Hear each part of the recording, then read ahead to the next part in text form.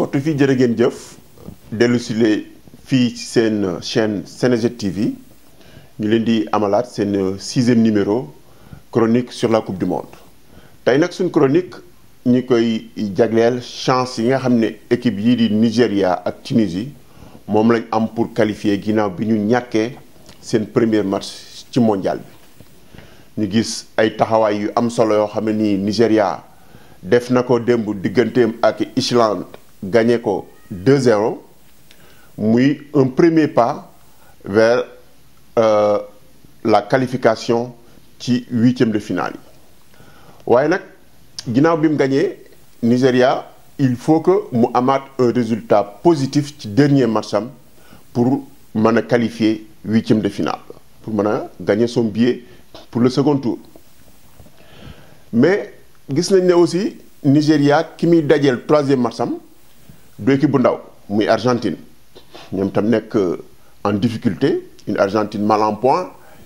kii moom itam soxla victoire ci kaw Nigéria pour mën a qualifier parce que pour mu qualifier il faut mu gagner Nigéria alors que Nigéria même un simple nul mën na ko permettre mu qualifier au second tour muy doon match boo xam ne nii du yomb dana jafe lool ci africains yi mais xar kanam bi nga xam ne Nigéria wane na ko contre Islande su joué nu demee noonu contre Argentine yaakaar naa mun naa am dara même si su fekkente ne Argentine am nañ ay stars yu bari ku mel ne Messi mu nga xam ne mën nañ ko rappeler comme ni ko ñëpp constaté il a été transparent depuis le début du mondial équipe am aussi collectif am des na lool ba revers bi mujjee am muy contre Croatie 3-0 metti na leen lool affecté leen lool ba xaw na sax sappe moralu argentin yi ñi ngi commencé douter ci faiblesse yooyu nag ci la Nigéria mën a profité pour en tout cas avoir un bon résultat devant l'Albiceleste naka lay amee un bon résultat mooy seen jeu bi leen xamee woon ñu ngi koy commencé indi muy l'engagement physique surtout et des accélérations et des harcèlements sur le porteur du ballon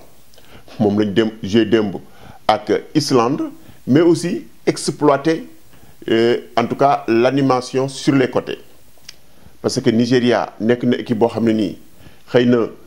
pour ñu dugal il passe par les côtés pour regagner l'axe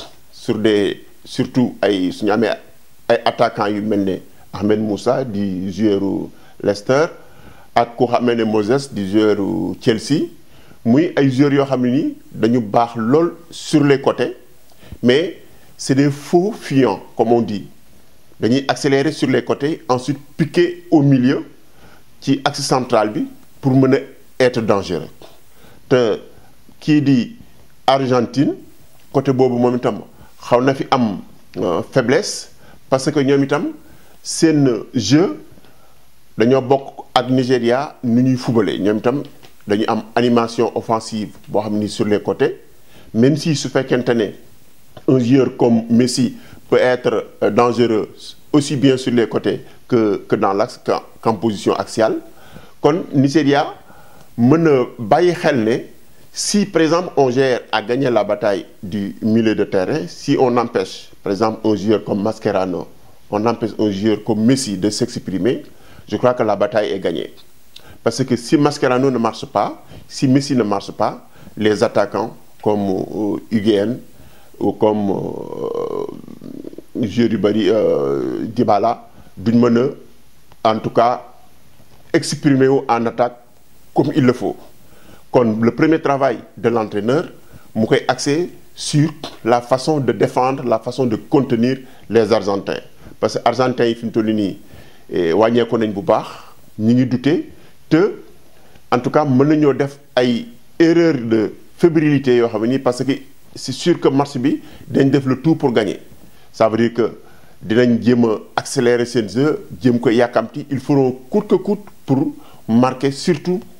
pendant les premières minutes muy loo xam ne nii Nigéria il faut mu gérer la première demi-heure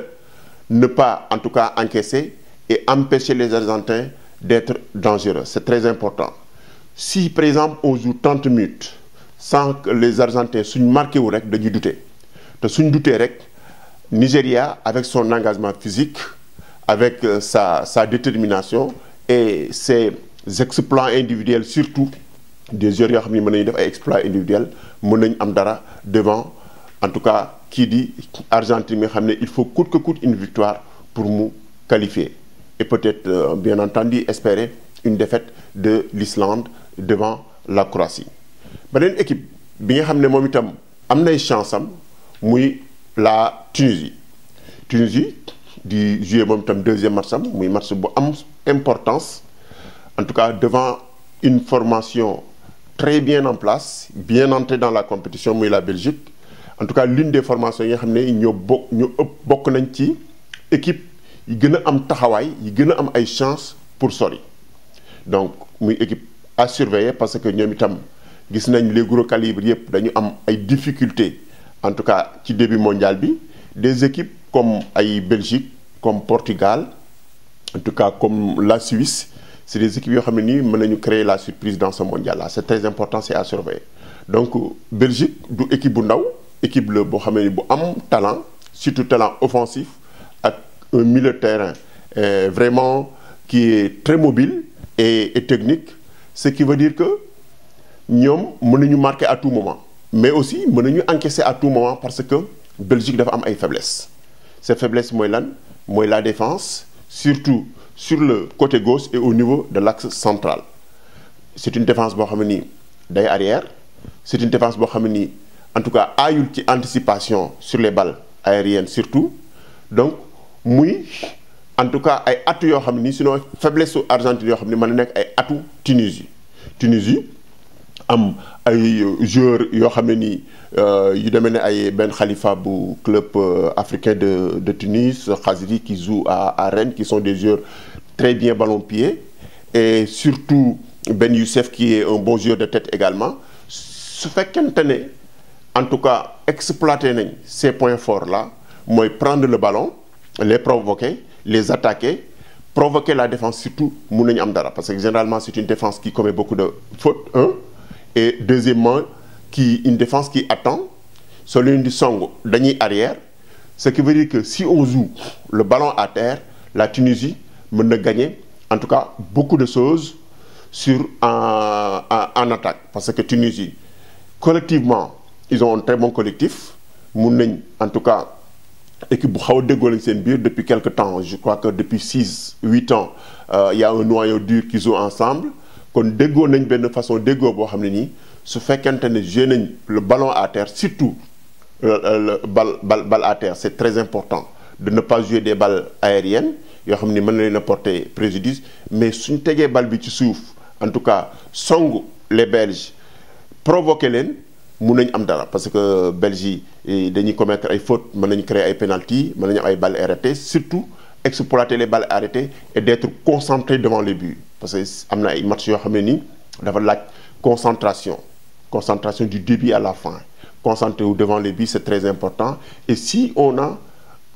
une occasion essayer tout pour concrétiser ça c'est très important pour la Tunisie je sais que l'Afrique a des chances pour en tout cas passer au second tour avec 2 ou 3 équipes même les 3 équipes qui restent qui sont en lice toutes ces 3 équipes là mën nañu qualifier au second tour mais il faut quand même